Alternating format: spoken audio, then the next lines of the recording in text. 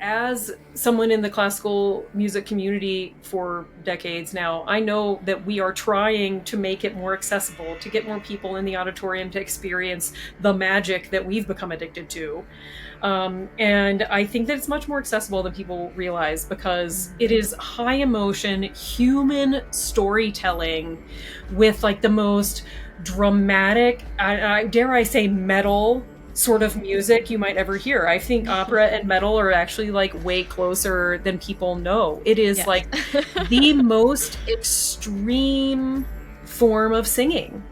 That feeling when you're able to do it, and you know, like, this is a lot of sound, and your body is working, and you're really focused on the coordination between your breath and your body and your tongue and your facial muscles and your embouchure. There's no other feeling like it. You feel like you have unlocked some sort of superpower, and it just like loads you up with endorphins and dopamine, and that's why I love it so much. It feels good to sing.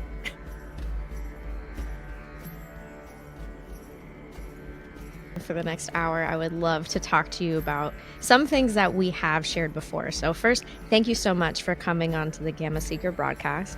This is about us emitting a signal. It's going to far outlive us into the ether. So I would like for us to speak to a chain of existence that, like, you know, maybe this is going to live long for hundreds of years online.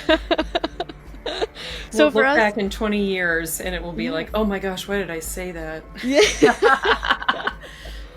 I don't know. I just sometimes think that if I was a little girl, I would have found this conversation, because I couldn't find anything on belting singers about their training process. And it's been like esoteric magic to want to be a big belting singer. And as I've studied the breath, my voice got bigger, but then I didn't know how to control it. And when I saw one of your videos online, I was like, I found her. Because a lot of coaches talk theory. They do. They talk theory.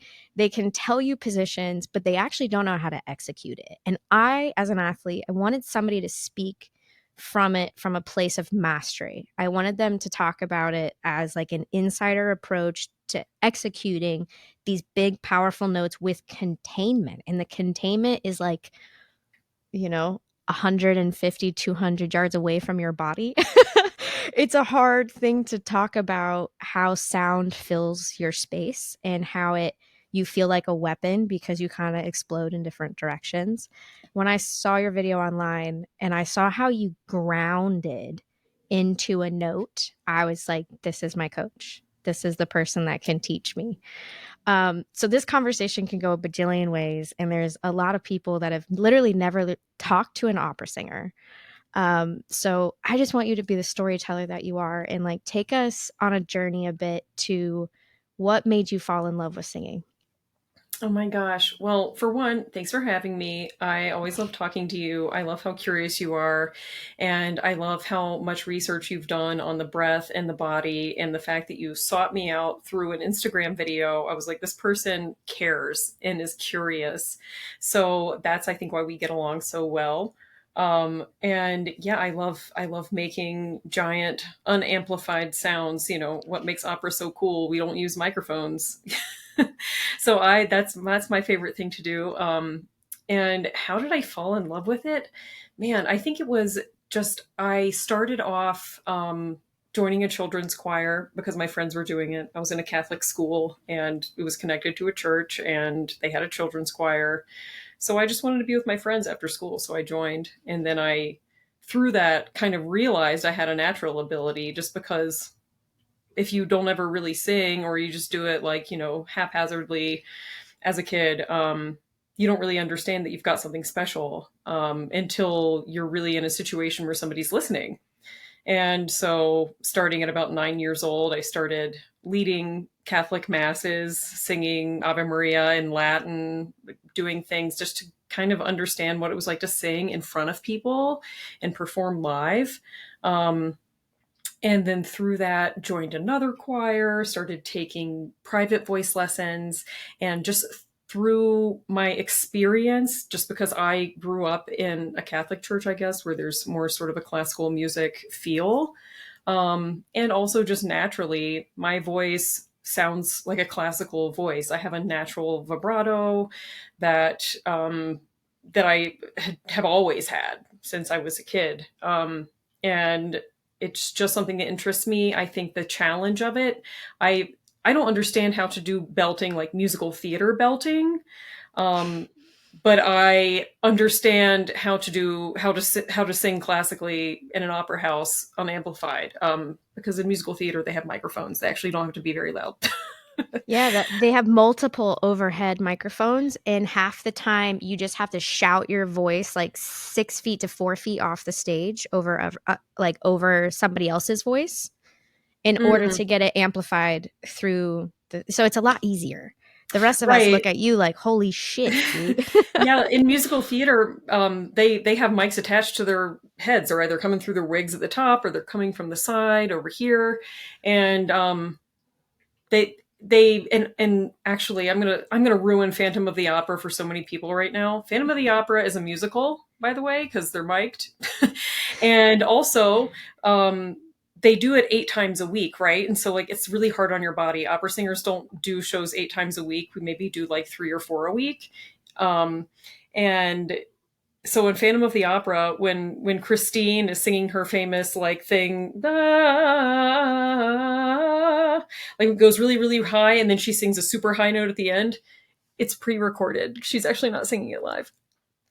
I know I just ruined it. Can But you anyway, hear it like the compressed sound, or did you watch it? Like, how did you derive um, that?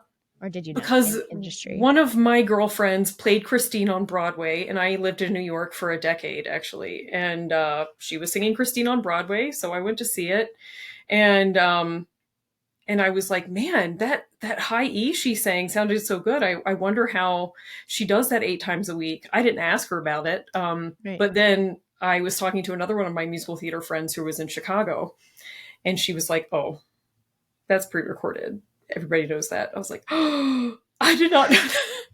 So anyway, we don't record things Huh. in opera. It's all live. There are Yeah. no microphones. The only reason you might ever see a microphone like on the foot of the stage, like there's little skinny ones that can be taped to the foot of the stage, is the company usually records the production for archival purposes. And so it's just basically for them to have. It's not amplifying it; it's recording it. Oh, that's But so good to know. I fell in love with opera because it's hard. I like a challenge. I like to be able to understand how to sing the way I sing, tell stories in foreign languages, which is another part of the challenge that I love, and to do it unamplified. I also think that there is a level of depth and emotion and drama in opera that is much more shallow in musical theater. Just when they're mowing the grass outside. Sorry, can't control that. That's okay. I'm just happy to have you. All right, I'm gonna just dive right in. What does your training entail, and how do you train today? Because you are a professional athlete of voice. So, what does that look like real time? Right. Okay. So my training, it's very self discipline because I I don't have like a coach that I'm constantly working with anymore because I don't live in New York anymore. I moved to Denver during the pandemic, and so my number one coach that I usually see is in New York. So I see him a couple of times a year, 2 or 3 times a year, and work in like a sort of like compressed time period. We'll do like a bunch of coachings in a week when I'm there or something.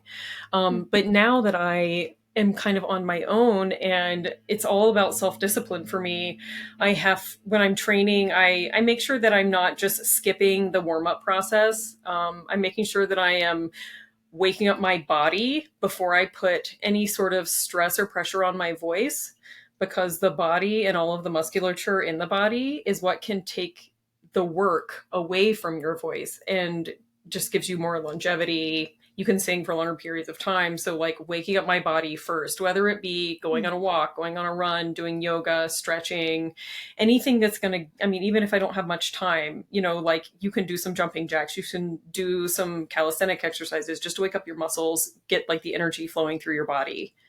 And then I usually start on, like we've done before in our sessions, lip trills, sirens, where I'm just kind of like going, just like sliding up and down through my range.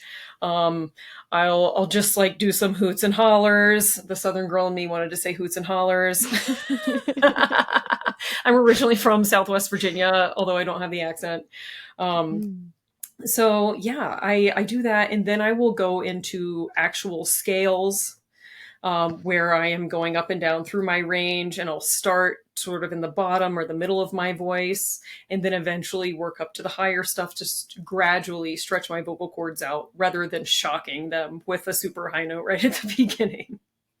Oh, I feel like that's a bad habit of mine. Like a good song will just come on and with You're no like, warm up, just trying to lean into it, you know? And it's like, probably shouldn't have done that. yeah, well, you know, we're not perfect, and I'm not saying I do that every time. So sometimes when the moment strikes me and I am like really inspired, I will just start singing something from an opera, and then I quickly realize that was harder than it needed to be. Should have warmed up. Do you ever have that moment of inspiration in like an echoey hallway where you're just like, it has been too long since these hallways had the real note shot through them, you know? I do love doing that. I don't find too many empty hallways that aren't full of people in my life, sadly. I will watch her videos and I'm like, does she just like, where is this parking garage? Where is this stairwell that she finds? I actually have a bit of a pattern. I'd love to share it with you. Office parking garages on the weekends, empty. All right, There then you go. Parking garage stairwells where like it's still kind of office district, so like normally empty after 5 p.m. And then I go to the stairwell farthest away from the elevator, and then I go to the middle stairwell. So like even if they come in through the bottom, like they're not going to go to floor 4 in the stairwell. Right. Yes. So and I've done that in hotels before when I haven't had a place to warm up, or somebody in the room next to me is like banging on the wall, like, shut up. But bathrooms are really good for that too. Bathrooms, I think, are a little more accessible in most buildings. So bathrooms are good, but you can make yourself go a little deaf in a bathroom if it's small. I was going to say, like, do you have to contain it to 10% your volume in order to warm up in a bathroom, actually hear yourself? No, I put earplugs in. I literally have to protect myself from my own sound. I was trying to explain someone that like when you get to a certain volume, you feel your body for the warm up. And they were like, what are you talking about? And I was like, I don't think you'd understand. But like when you get loud, the ears vibrate so hard. Can you speak to that a little bit? Because most people haven't felt it. Yeah.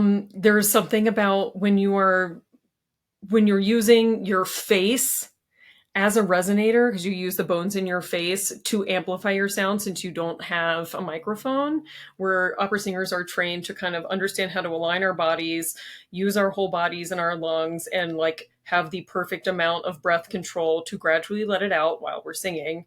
And where we aim the sound to create all of that, to make it travel and to keep it beautiful. We use the bones in our face rather than wearing out our throats, because it's just not going to work. Like you're just going to lose your voice. So we use everything except the feeling in our throats. Our whole body is really, really deeply rooted in the pelvic floor, all the muscles in our face and our bones in our face. And that feeling when you're able to do it, and you know, like, this is a lot of sound, and your body is working, and you're really focused on the coordination between your breath and your body and your tongue and your facial muscles and your embouchure, like how you're shaping your mouth also can really affect the sound and the trajectory of it. There's no other feeling like it. You feel like you have unlocked some sort of superpower, and it just like loads you up with endorphins and dopamine, and that's why I love it so much. It feels good to sing. You know, the more I learn about the cerebral spinal fluid and how it's floating the brain and how we vibrate the skull plates when we're breathing deeply and when we're, humming, I just think, opera, you're singing up there for so long at like your maximum and minimum capacities of your power, and you're vibrating your head. And it's like, man, that's probably the route that we go to experience the most intense brainwaves there are. Right? Like my therapist told me once, there, because I was telling her that I had just gotten home from a gig and that we call it the post-show blues. When you get home Mm. and you've created something so giant and magical with this group of people that you might already know a couple of people, you might have made some new friends, and there are so many people coming together to make this giant creative story be told and to produce this massive production. Usually in opera, you only get a few performances and then you go back home and it's over. And all of a sudden, it's just like this sort of depression sets in. And I told my therapist about that, and she said, well, because of what you're doing with your body when you sing, you are kind of getting high for a living. Huh. And so, like, yeah, you're kind of crashing when you're home because you're not on that high anymore. And it's the same way with monks who meditate. They've learned how to do it so much and use their breath as sort of like it gets them high. That's how they're reaching nirvana, right? Yeah. It's like a very easy thing to teach people to do to get high on their own supply, belt loud notes for sustained periods of time. It's cheap. I love okay, wow, I love these questions that I have for you and I want to pick my favorite ones, but thanks so much for speaking to the post-show blues, because I've been talking about how that dopamine hits athletes and it's just being okay. Like it's being okay with the boredom that sets in after you achieve a large goal and you have that sense of community and camaraderie that like lived and then died and like may or may not see the light again. And Yeah. that They're special acceptance of it. experiences. They're like it's like lightning in a bottle. Like you just have to be in the moment then when you're there on that gig and really try to like soak up every moment of it and then just have it live in your memory and pictures and videos however you can. Yeah. It's a funny adrenaline to try to explain to other people about like even just being on stage with a bunch of energy and information directed at you, and then how you are able to, when you're comfortable in that spot, which as a professional, that's what I think you really learn. It's different than an amateur who steps on a stage, once or twice a year, versus when you're rehearsed for that position, that sense of relaxation, how you can amplify the energy that's Yeah. soaked back at you. And I think that it's less about being more comfortable with it or less about not being nervous or relaxed and more about being used to being in that sort of I don't know what's going to happen state, and rather than letting those nerves um, work against you, using them and being like, oh, I know this feeling all too well. She's very familiar. Hello, nerves. Hello, this is a lot. And then you're just like, I know how to do this. And so you just ride that energy rather than letting it destroy you. So that's like what I think what the experience teaches you is how to be more comfortable being uncomfortable.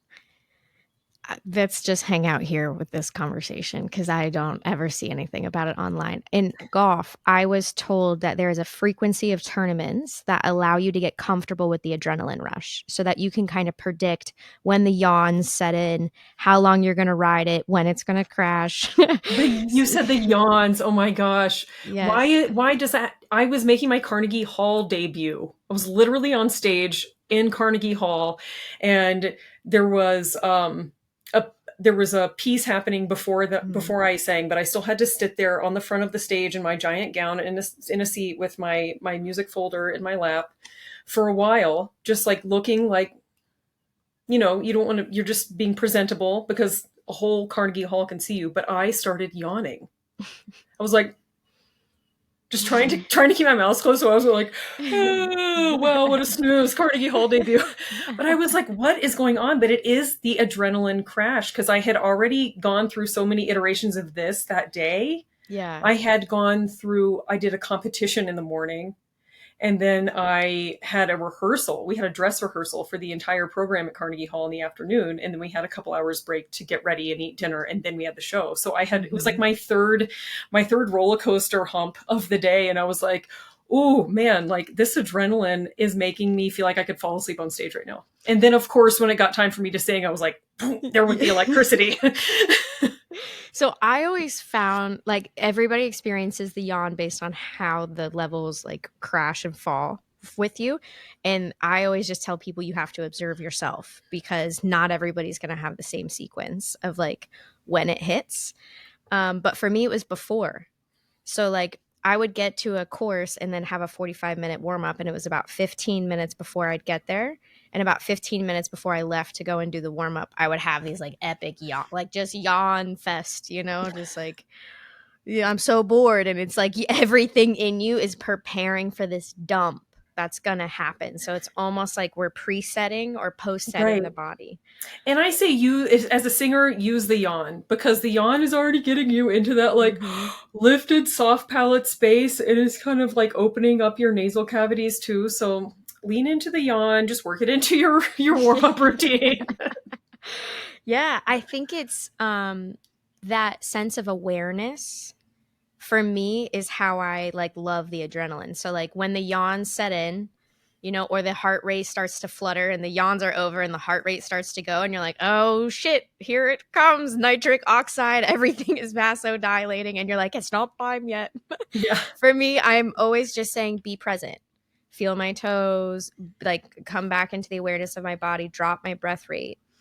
And then as long as I stay present with a low breath rate, I can ride out an adrenaline hit for a while and not Mhm. feel like I get out of control. Do you have anything that you like lean on when you're waiting for that next thing to happen?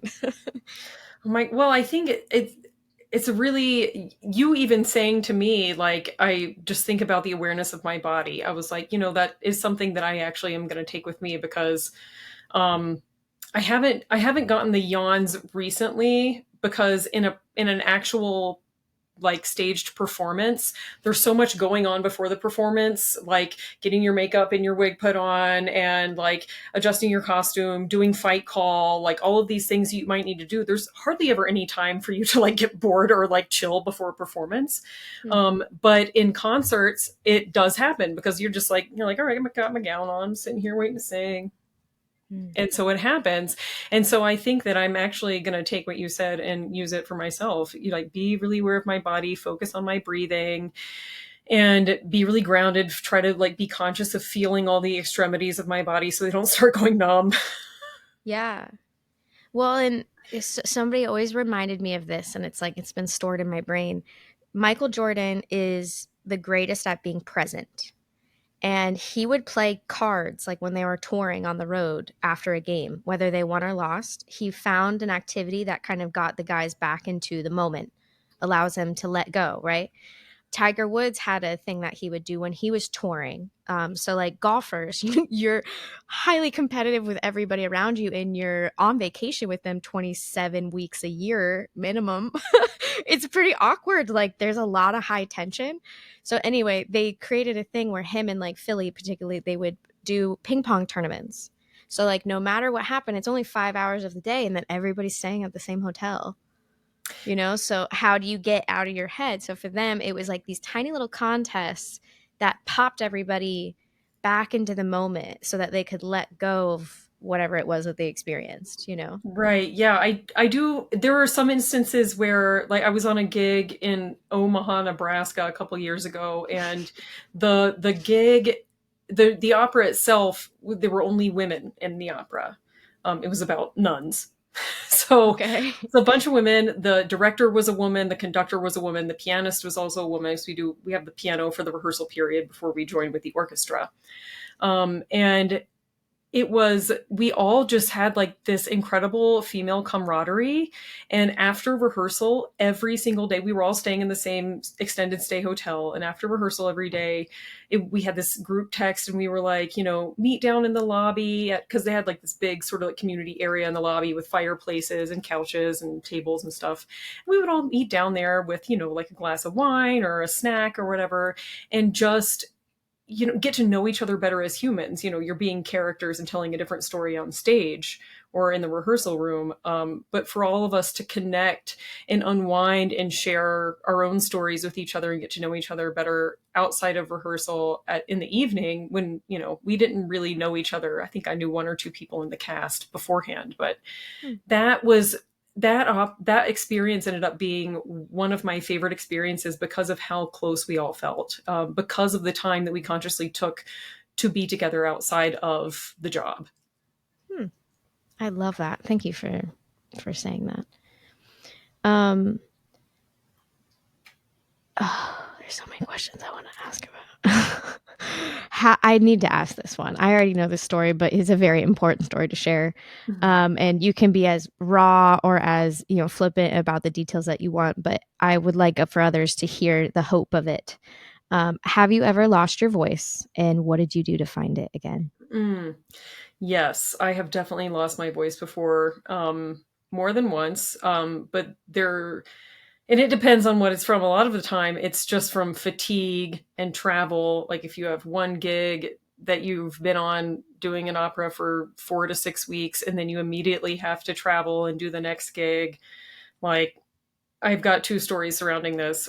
A couple of years ago, I was doing an opera in Virginia for like 6 weeks. And between that closing performance, right after that closing performance, I had no time to decompress. I had to go straight to the airport and fly to Hong Kong to do my next gig.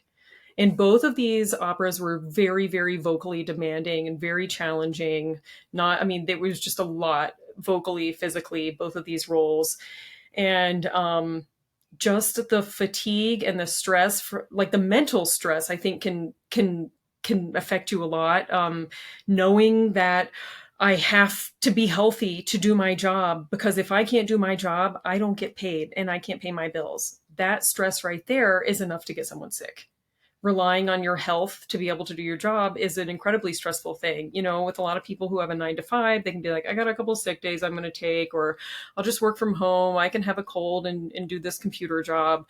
But as somebody who tells stories and is loud with their body for a living, like, you just have to be fully healthy and fully aware to do it. And so after I did that gig in Hong Kong, I I I don't even know how adrenaline got me through those performances. But as soon as I Mm. got home, my body completely crashed. Turns out I had gotten COVID while I was in Hong Kong, and Hmm. I tested positive for it as soon as I got home. And I was down for the count mentally and physically for like nearly a month, Hmm. just because of the lead up of those 10 weeks of traveling and having such a high stress job, and having so many expectations that I wanted to meet myself. And the fact that I was just thinking all the time, I can't get sick, I can't get sick, I can't get sick, probably what got me sick. And so I just had to sleep and rest and hydrate and drink a ton of tea and like do everything that I knew to recover, because I had a big audition like in a month. And I knew I needed to be 100% for that. And eventually I got better. It was COVID, it eventually got better, thankfully. And I had, gotten the booster and all that stuff. So maybe that helped me. I don't know. Um, but that was just a physical sort of sickness that got me sick. And I thankfully was able to make it through and give performances I was proud of, but like by the skin of my teeth. And another time that I lost my voice that is kind of a different reason. I was going through some really difficult personal stuff. My mom had just gotten diagnosed with Alzheimer's, and she was starting to change drastically. And a lot of other messy, difficult things were happening in my family that I had never dealt with before, and it was all very new. And I was right at the cusp between like apprentice, sort of young artist singer, and full blown professional. It was right when I was about 30. And because it takes a long time for opera singers to become full professionals. Your 30s are like, ah, I finally arrived. And then your 40s are like, now I'm my best.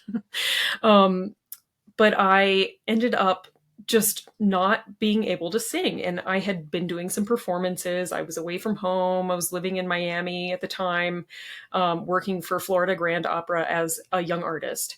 And those apprentice artist jobs are often like you're doing a lot all the time.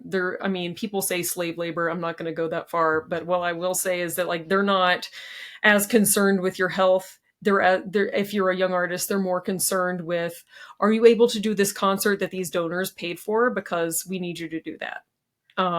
And so, you have to kind of like earn your way up through the career and establish yourself. But I was just so beaten down by all of that. And then all of the stuff that was happening in my family. I lost my voice for like 4 or 5 months. And when I went to the ear, nose, and throat doctor, he was like, so this was triggered by stress. And I was like, wow, like, how does that work? And what had happened was I was so stressed out, it triggered acid reflux, which singers are more prone to anyway, because we use our bodies so heavily when we sing. We're so involved with our bodies and our bellies, and our diaphragms are constantly going up and down like this, that it's just naturally going to slosh up acid from your stomach if you are living your life and maybe drinking a glass of wine or eating pizza or eating fried chicken or something that maybe triggers it, makes it even worse. So being a singer just like amplifies the issue of acid reflux if you have it. And I did. And my acid reflux was acting up. And in order for your vocal cords to protect themselves from the acid that might come up, they will coat themselves in a layer of mucus. They produce mucus to protect you. But at the same time, if you try to sing and vibrate your vocal cords while they have a bunch of mucus on them, you will make them swell. So I had to kind of realize what was going on. And then I found like a balance of diet and some medications like Mucinex and some more acid reflux stuff that eventually helped me find my voice again. But it took 4 or 5 months for me to get back into it, and it was triggered by stress. So it's hard to find that balance of, wow, I do this really stressful job, and so many factors depend on whether or not I get paid, and also like just trying to live your life and be a human.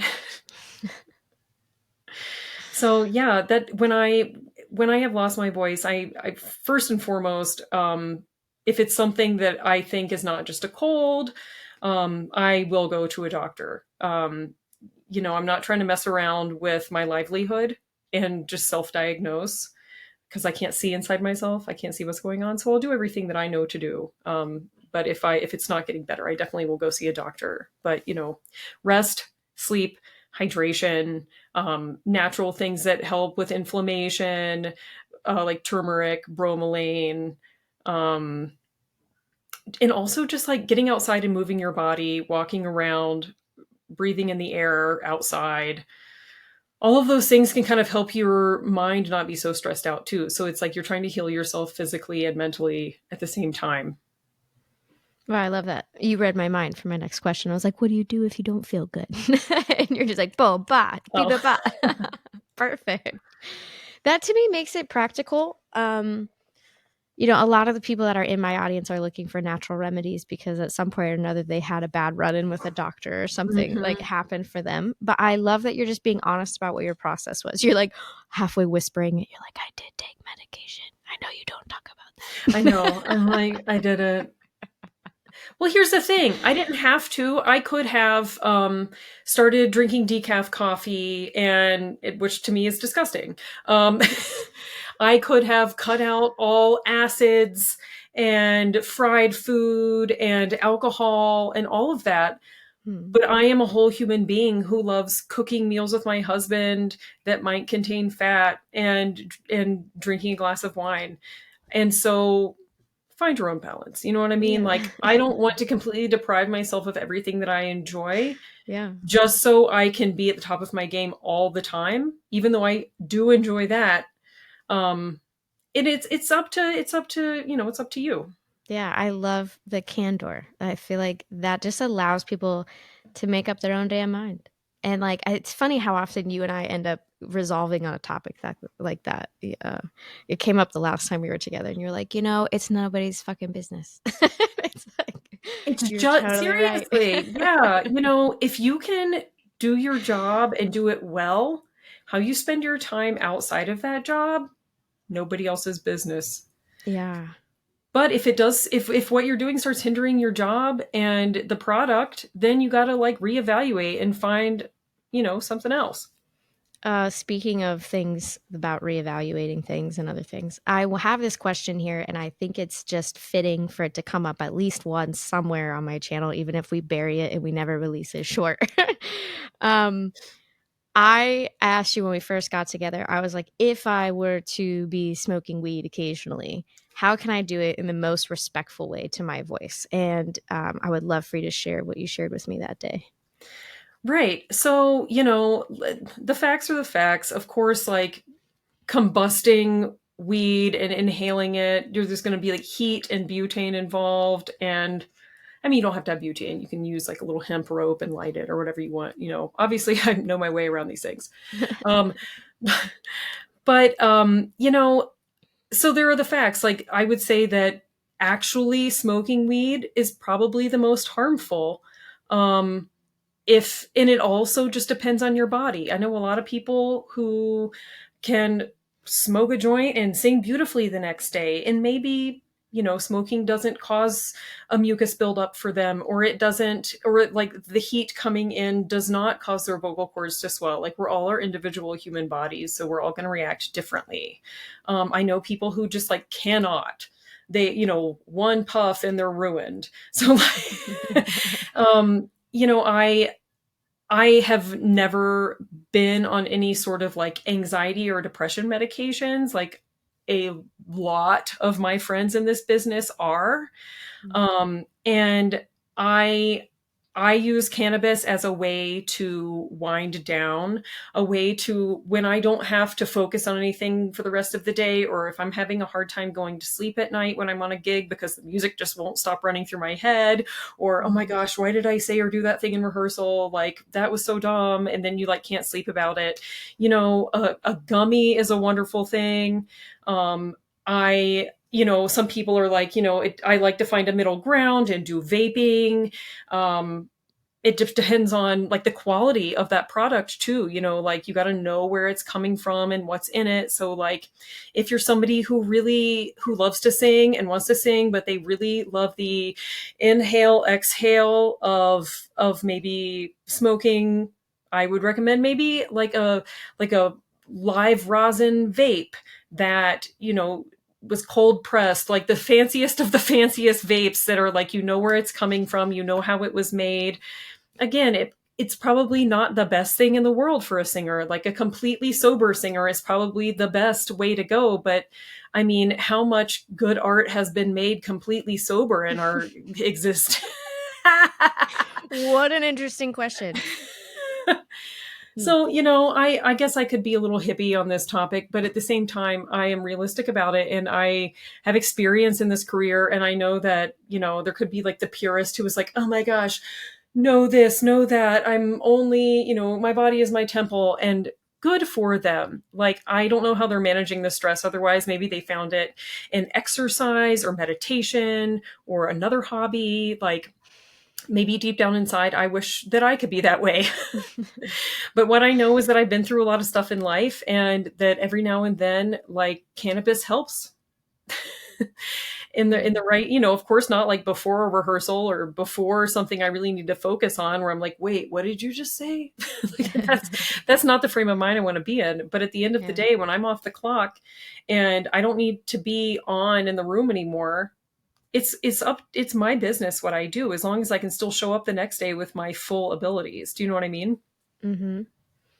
All right, and so let's break it down even further. I feel like you told me no bongs because gulping the smoke Oh, yeah, is like yeah. really intense. And then You can just when take I, bigger you can take bigger hits from some people are like, "Oh, the bong has water. I can do ice water and it's less harsh, yeah, right?" But the thing is with bongs, you can take bigger hits, and so it's just more. And I actually talked to an ICU nurse about this. hmm, And he said, you know, as far as like coughing goes and throat health and all this stuff, he was like, if you're gonna if you're thinking about bongs versus like joints or vapes or whatever, he actually recommended joints, which blew my fascinating. mind. He was like, Yeah, they're gonna be less harsh and cause you to cough less because you can't take such a massive rip. Um, interesting.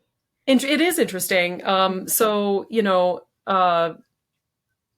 I don't know that. Yeah, I would say like if you're like, listen, I'm gonna inhale and exhale something no matter what you say. I think for singers doing the really really high quality, how it's made and where it's coming from, vapes is the way that I would go. That's funny. The Um, vapes bother my vocal cords worse than anything. So I got a volcano. yeah.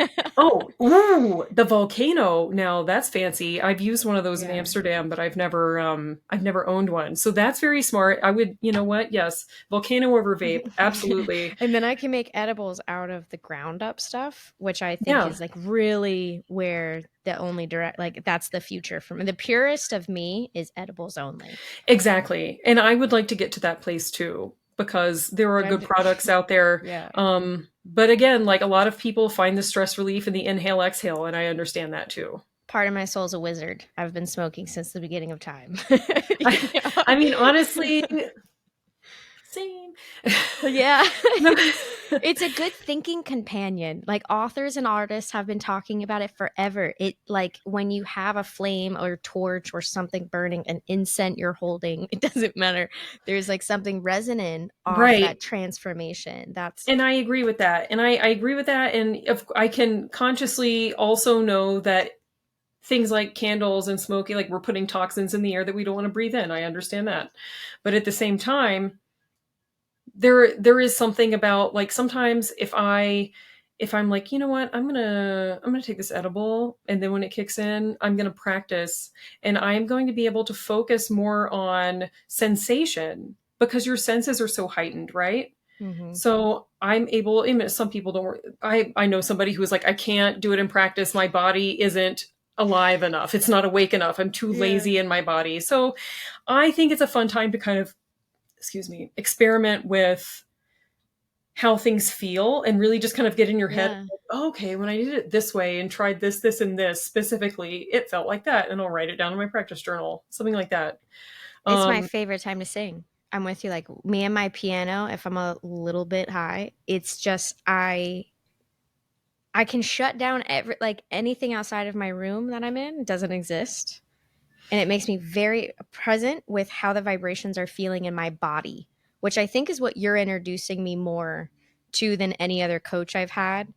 Is it's like you're getting me out of the sound and into the feeling and then chasing the feeling of yes. purity and then using that feeling as the direction as the sound and note and frequency changes, but I'm still kind of locked in to this resonant opening inside. Right. Because what you hear when you're singing is not at all what people outside of your body hear. Like you're not hearing what's actually happening because it's happening inside of you. So you cannot trust what you're hearing. You have to trust the sensation. So, like I told you, that because I'm really loud, I sometimes I will practice with earplugs in so that I protect my own hearing from myself, which is hilarious. Or if I'm in rehearsal and I'm singing with a really loud person that's like right next to me, I want to protect my hearing. So I will pop in an earplug on that side. And there are a lot of different earplugs. I think they're called like high fidelity earplugs or something that have like a tiny hole in them where you can still hear. Interesting. Um, and so I have a couple of pairs of those that I use. Um, when I'm practicing to just kind of protect my hearing. But it also is, I find that my voice gets less tired if I cannot hear myself, or if I can only hear myself a little bit. If I have earplugs in and I'm practicing something really difficult that I Yeah. normally get really tired from practicing, or I'm like, oh, this is really difficult, I can only practice this a few times. I find I have more vocal longevity if I'm practicing with earplugs, because I'm not ever going to over sing, because I can't hear anything anyway. I am only focused on the sensation of the resonance and making sure that everything in my body is set up correctly, so I'm not distracted by the sound that I'm making and I'm not editing myself. Man, there's so much in there. And the way that I can describe the touching of it and losing it, because like you're a pro, so like when you sing, you're like, this is how I sing. You're a resonant chamber. The way that I would try to describe that to people is like when I'm in it, I feel like I'm a crystal bowl, and the sound is emanating from every direction, but also somehow simultaneously at the top of whatever room I'm in, which is weird when you're in an 80-foot tall room and you hit that note and you're just like, dude, it simultaneously appears at the ceiling. There's like no lag time, it feels like. But Hmm. yeah, have you noticed like when you play with those high notes in a big hall, do you ever just like, how does the sound reverb so I can't fast? ever, I usually, because I'm usually singing in an opera house or a concert hall, when you're on stage, the acoustic is not good to you. A lot of times you can barely hear yourself, or you feel like you're singing into a sock drawer. Like it does not feel good acoustically. That's why you have to rely Interesting. on sensation, so you don't push, so you don't oversing, you don't overblow. So the only time I ever really kind of get that feedback is maybe if I'm singing a really high note and the piece ends and then there's like silence. I can kind of hear the echo come back to me. Um, but most of the time I'm sending my sound out, and especially if when the hall is filled with people, all the people in their clothes absorb the sound more. So you can be singing in a rehearsal in an opera house and be like, oh, I like the acoustic in here. I can actually kind of like, I'm getting a little bit back that I can hear. That usually goes away when the audience comes in too. And then they turn up the air conditioning for the audience too. And so there's extra noise. The air, like, Yeah. so you just have to be so sure of your technique and grounded in, I know that I'm resonant, even if I can't hear myself. Or a lot of times you are on stage and the acoustic is so that you can't hear the orchestra because they're in the pit in front of you, below you, and sometimes underneath you. Half of the orchestra can be underneath the lip of the stage. So you're not hearing them. And if you are, you're hearing a delay. So a lot of the times you really have to rely on the conductor, because if you rely on what you hear, you're going to be late because you're going to be hearing the sound coming back and you're going to be behind the beat. So you have to rely on the conductor. A lot of times, like when they're conducting, you're like, wow, this doesn't feel like at all what I'm hearing, but I'm going to stay with them because I know I have to trust that it's the fact that we're in this huge space and sound is traveling. So it's a lot of just like trusting and having experience in an opera house or a concert hall and understanding how acoustic works when you're singing, because it's incredibly different in your body on stage than it is to the audience. Like there's night and day. I'm thinking of like stone churches and the effect. Like when I was in choir as a kid, I had this opportunity to sing in these like New York churches, and the warm up rooms were like 50 feet tall, 30 feet wide by 40 feet wide. So like these chambers of sound, and you had 40 kids. Mm-hmm. And I like still remember the feelings of that, and then singing in the grand hall of them. And like with 40 kids, you can produce like quite a bit of noise in these old Italian and they're like Latin Yeah. songs.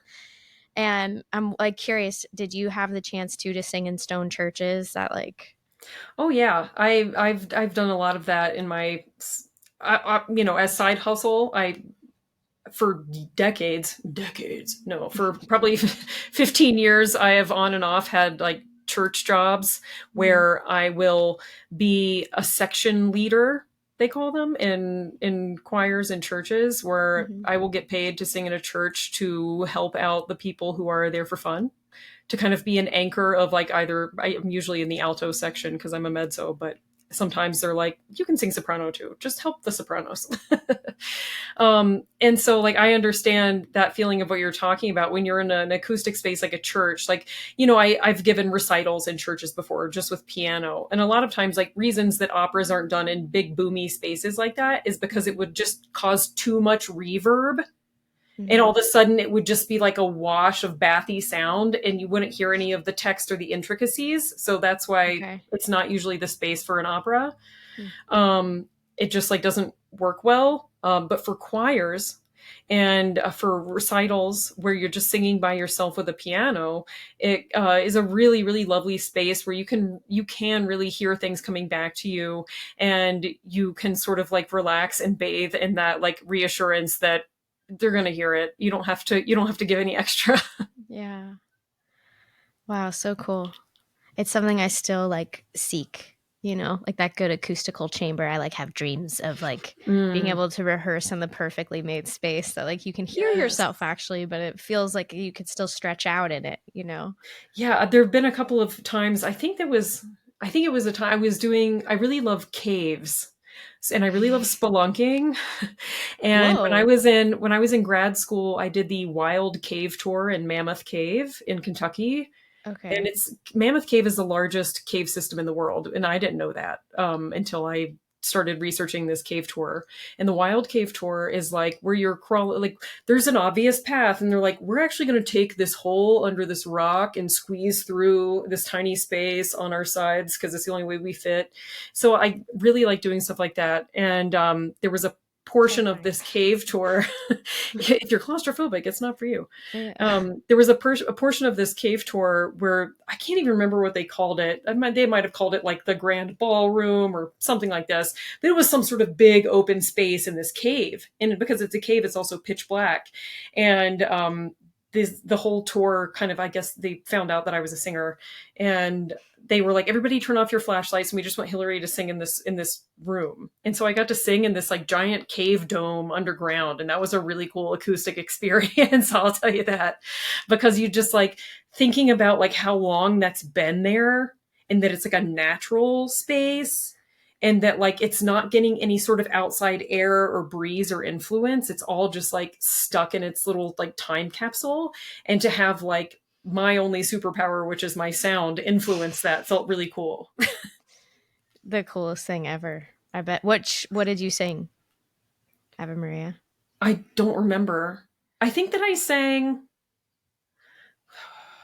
I think I might have sung this little aria called All'afflitto from Donizetti's Roberto de Vereux. It's Was it not all a about popular one, but love? it's about how she's in love, but it's not going to end well because she shouldn't be in love with the person she's in love with.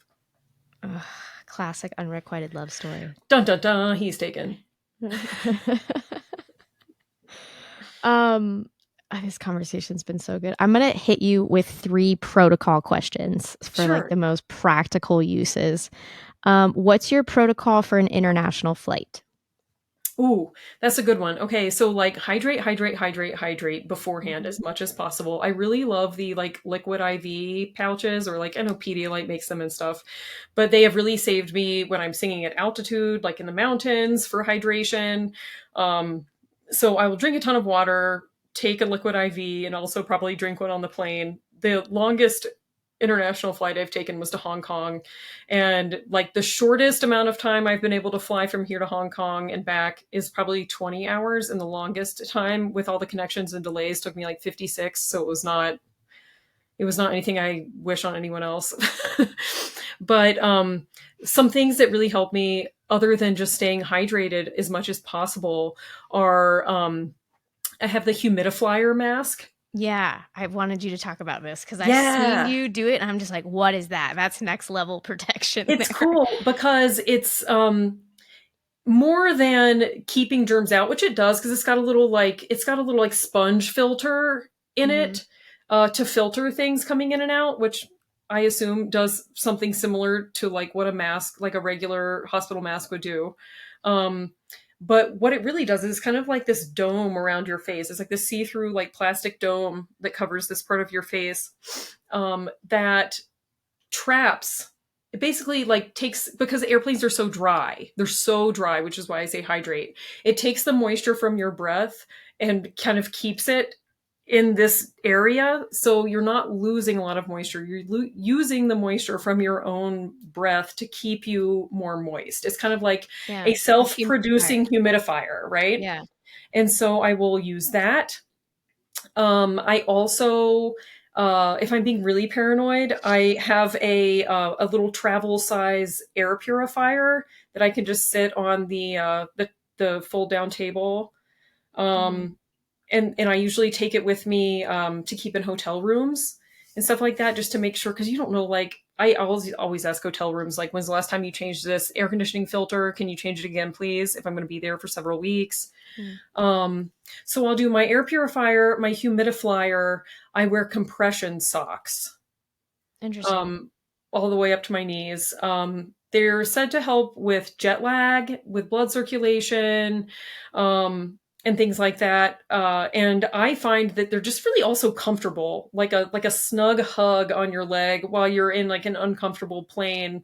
And a lot of Hmm. times my ankles, like if I'm wearing ankle socks, get cold on a plane anyway. So I'm like happy to change into my compression socks before I get on the plane. And I usually am just wearing like yoga pants, so I shove them over my yoga pants. And was there anything else that I do on? Oh, gotta get up, especially on these international flights. Like I mean, I have an Apple Watch, so it reminds me of when I need to stand anyway. But just to get up and like find, that space by the flight attendants or near the bathrooms, or the front rows or wherever that have some space, just to do some stretching and walk around and move my limbs. Like I don't want to get to a place and feel like when I get off the plane. Do you know what I mean? I want to try Yes. to stay refreshed. I'll try to like bring like makeup wipes with me, or face wipes, just kind of like refresh, and like maybe like wash my face in the airport after the plane, and like just to try to give myself a feeling of like I did not just like completely dehydrate myself and all my limbs are just like locked up from being on a plane for so long. Professional Um, athlete stuff. Everything you're saying is like what all the athletes say about like when you traveling, though it's very relaxing if you can just like not have to work while you're traveling.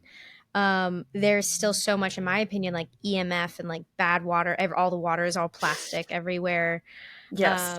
And there is something to be said for the overstimulating effect of like those speakers and like the Yeah. number of I people your consciousness has to mhm. take in to And feel the safe. earplugs on a plane are also for me the open back earplugs, like the high fidelity Yeah. ones that I'm talked about. I really like those because planes just in general, when you're on them, are loud, just like they're just Yeah. loud. And if I'm not listening to music or a podcast or something, I'll pop my earplugs in. Also, and I don't mean to be antisocial, but I kind of do. If I'm on like a long, long flight, I'm not trying to chat it up with this person that I just met next to me. I'm just not, and I don't want them to talk to me. So I usually put my humidifier on because I'm trying to save my voice too. I'm Mm. not going to talk and talk and talk and talk for hours. Talking wears out your voice. It does. So I will put my earplugs in and put my humidifier mask on, and that usually gives the signal of I'm not communicating with you, but please be a kind, like seat partner. And I always am, like always getting up for people and making sure that if I am not in the aisle, I'm You're not like, a dick. yeah, like if somebody next to me gets up to go to the bathroom, I'm like, I'm gonna take this as my opportunity now. I will just go right behind them and we can just do it together, and then we can sit back down and go back to sleep. Oh, that's actually really I like that. That's something I could do. It'd be a better because I'm somebody that's I'm gonna get up a couple times for sure. Yeah, I got really lucky when I was flying to Hong Kong during COVID because nobody was flying. Like you weren't even allowed into Hong Kong unless you were a Have a citizen or you had a work visa. mm, So I had like there were maybe like 30 people on the international flight I was on. We all had our own giant rows, all like the armrests were up. We were all like laying down with our blankets. It was like very luxurious. But mm, I am glad that the COVID is over. So, yeah, aren't we but all? that was the one silver lining of that trip, even though that was I the time it took me 56 hours to get there. Yeah, but what a cool story. Like the rest of your True. life, like Yeah. that is not a boring story and you won't be I able to didn't forget want to it. sleep. I didn't want to sleep on the floor at the Vancouver airport, but it happened. Sleeping was gonna happen anywhere. I know. I was like, well, this is not comfortable, but here we are. I want to ask if you wake up on a show day and you have a sore throat, what's your 1-2 punch to? Ooh, gargling with salt water Mm, because that's going to help with the inflammation. I have a little nebulizer that I use that you can get like I think it's 9 or 10% saline solution packets that you can put in it, and you just inhale this saltwater solution, and it really helps with swelling. Just like if you have a cut, you go into the ocean helps heal it quicker. It helps with inflammation, and so like I will do my nebulizer because it's going to help with inflammation. I will take any sort of anti-inflammatory that I can. I will drink tons and tons and tons and tons of water. I will mhm, let the company know, hey, I'm not feeling great this morning. I'm going to give you a checkup in a couple of hours once I'm up and like feel like I can start kind of like humming and seeing if there is any swelling in the cords. And you can tell that by like, let's say you're like, I'm not sure if there are parts of my cords that are swollen. You can literally just hum like through your entire range, just like,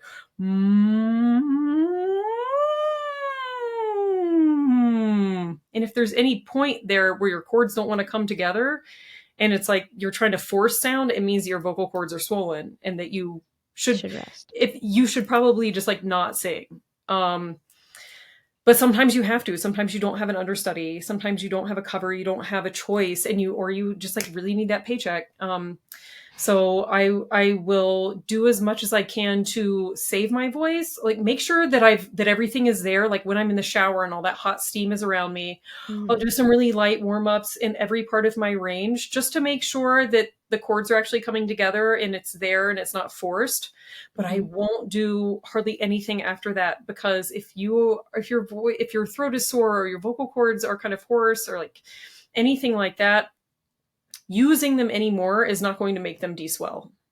It's just going to make them keep swelling. So I will have to make the call and say, I can do this or I can't do this. And if I decide to do the performance, I just have to be really careful, not warm up very much all of so that the times when I'm on stage when my vocal cords are vibrating together, that they're not already swollen. And Mm. also, if I don't have another performance after that for a while, I can sometimes be like, you know what, I can make it through this. Like I did that time I had COVID in Hong Kong. I didn't have to sing for like a month and a half after that. And so I was like, I can get through this. I need this paycheck. Let's do this. Um, but yeah, I just really lightly warm up, like semi-occluded vocal tract warm-ups, like the lip trills or tongue trills, or using a straw to kind of blow through to where like your chords aren't coming together super harshly, but you're able to still kind of like warm up throughout your range a little bit. Mhm. Just yeah, it's you don't want to use up all of your voice trying to warm up and make it work because you're just going to make it worse. You know, it's been like a real pleasure to be able to teach some workshops with you and show more people what it's like to be an Olympic athlete in the sense of singing. Like that what is like that is what opera is. You guys are top level using your breath as a powerful mechanism that some people have never even been to an opera, and I hope that those that are listening here would open themselves up. I mean, there's subtitles on the back. It's an experience to go and saturate yourself in live music. Yeah, and I think a lot of people think it's just like too elitist of an art form. Like, I don't understand it. I don't know any operas. Why would I go? Like, usually I love to talk to first time opera goers after their first experience, and they're like, I had no idea that they were just going to be projecting a translation in English and that I was going to be able to follow along with the story so much. Like that was a next level sort of thing I've never experienced, like the Mm. passion, the unamplified sound, the drama of the full orchestra playing live with you. What like a lot of people in an audience have never experienced that. And so I encourage people, even if you know nothing about opera or symphony or anything, to just go and give it a shot. Like as someone in the classical music community for decades now, I know that we are trying to make it more accessible, to get more people in the auditorium to experience the magic that we've become addicted to. And I think that it's much more accessible than people realize, because it is high emotion, human storytelling with like the most dramatic, I dare I say, metal sort of music you might ever hear. I think opera and metal are actually like way closer than people know. It is Yes. like the most extreme form of singing Hmm. and emoting with your body. I just think it's an incredible thing. And you know, if you can read, you can go to the opera. I love that. And you don't even have to know what's going on. You could just sit there and just enjoy the music and be like, something's happening. I like the sound. You know, it's really like however you want to experience it. I want to encourage everyone to follow you on Instagram at Hilary Ginther Mezzo. And then you also have a whole other business that is by itself worthy of a whole other broadcast. You do portraits that look like pictures. And that's HG Custom Arts. Am I right? That's where people Yes. could find Yeah. that. If you want to speak to where people who are obviously interested in you, because you are so entertaining and you are a muse for a whole next, like, people to get into opera the way that you talk about it. I don't think that people know yet the magic, that emotional pool, that kind of depth of music could be for them to retreat, for their mind to retreat while they're reading a good book. Like, what do you listen to? Lo-fi music? Like, it's a shallow frequency compared to the depth that music offers. So It's true. And you know, I wanted to go back to you. You talked about sorry, yeah, my sorry. I processed over there. I going back to the visual art business that I have. I actually I got into drawing when I was a kid, and it was my first artistic love before I found music. And so I really liked drawing in art class when I was a kid. Never considered it really as a career or anything. But during COVID, when I couldn't, all my jobs were canceled. Live music wasn't happening, but you're still an artist. You still want to be creative. So I moved to Colorado from New York City, and I started going on hikes and taking pictures on my hikes. Then I started drawing what I had seen on my hikes. And then somebody asked me to draw, I think a portrait of a zebra was like maybe one of the first things I did. And I was like, that's pretty good. I didn't know I could do that. But I grew up riding horses as well, and so I kind of know the anatomy of a horse-shaped body. But then I started drawing humans as well, and realized that portrait art was kind of what I liked to do and where my strengths lied. And I learned from other people, anywhere from like other artists on Instagram to my friend who's a landscape architect. I learned tools to help me be able to create a portrait using colored pencils or pastel pencils that is photorealism. It looks almost identical to the photo, maybe with just like a little more pigment to where like, you know, it's a piece of art rather than a photo. Yeah. But it's something that I really enjoy doing, and it ended up just kind of snowballing through COVID, and I started getting a lot of clients, and now I do it on the side. Either I'll bring it with me on a gig when I'm singing and have my drawing on, you know, the table in my extended stay hotel room, working on it in the evenings. Or like I really enjoy just coming back home after a gig and going. I have like an art studio out in this loft in our townhome, and I really just love to get back to that. And so that's something that I really love doing. Yes, it's HG Custom Arts. And my singing one is Hilary Ginther Mezzo, Mezzo, Hilary with one L. We'll put it all in the stuff. Absolutely. Absolutely. It's nice to hear you talk about your other, it's wild. Like, Well, you when know, I saw your art, I was like, are you kidding me? well, we're more than just one thing. And especially if you have like another artistic discipline that you enjoy, they're only going to inform and feed each other. So I loved when I'm figuring out what colors to use to draw a black dog. Yeah. because there are about 6 or 7 colors that I use that aren't black. Yeah, and sometimes they're You so black they need to be white. Yes, or like, there's if you look at a black dog under the sun, you're going to see blues and purples and reds, and so I use a lot of those in my drawings, or like dark browns before it turns to pitch black. Things like that. And so like I think a lot about color and shading, and it really can inform me as an artist as well, because in order to portray an emotion while you're singing, a lot of times you think of a color, which is like a whole other thing to think about. But a lot of times Yeah, sounds or emotions, or same. if you're singing a phrase to someone that is supposed to be a certain emotion, a good vocal coach or teacher would say, try a different color there. See if you can tap into the emotion through a different color, whatever color it may be in your mind, or think purple there. Yeah, um I don't know, purple is just like such a rich, complex color to me that I think of it as very dramatic and deep, or like if I'm absolutely. singing something really fast and bright and high, I'm going to think like yellow or light blue or something that's going to like take me to the sun in the sky. I painted my piano, so I like understand what you're saying more than yeah. It's like I saw your painted piano. when you can play A, and I painted it different than how the frequent I painted it based on what I was feeling, and to me like your low A is red, and then like your bright C is yellow, and then your complex deep violet is G.